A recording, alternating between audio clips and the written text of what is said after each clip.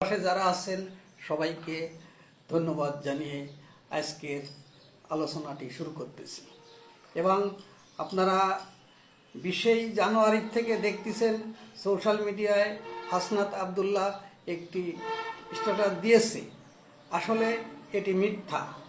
হাসনাত আবদুল্লাহ হচ্ছে তাদেরকে সেনাবাহিনী ক্যান্টনমেন্টে নিয়ে গেছিল, ধরে নিয়ে গেছিল। মূলত তাদেরকে ওই জায়গায় নিয়ে বলছে যে তোমরা সারা দেশে যে সাদাবাজি করতেছো, যে মব জাস্টিস করতেছো, তোমাদের বিরুদ্ধে কলি অনেক আছে।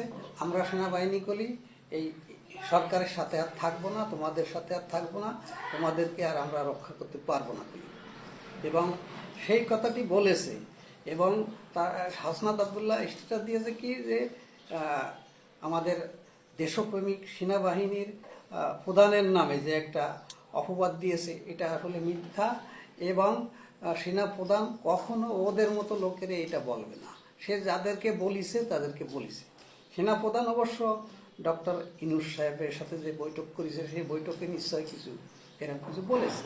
এবং ডক্টর ইনুস সেই জন্য কলি আপনি দেখতে পাচ্ছেন, আপনারা আজকে হলো 21 জানুয়ারি, ডক্টর ইনুস কলি সেই জন্য বলে দিয়েছে, বিদেশি যে কূটনীতিকরা ছিল তাদের সামনে বলে দিয়েছে যে আওয়ামী লীগকে নিষেধাজ্ঞা করার কোনো কি আমার এই মুহূর্তে নাই।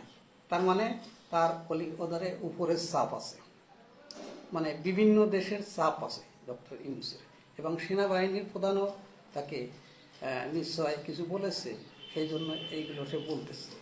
এবং ডক্টর ইউনূস এই মুহূর্তে খুব চাপে আছে এবং সে যে কোনো মুহূর্তে তেরসাটি পারে।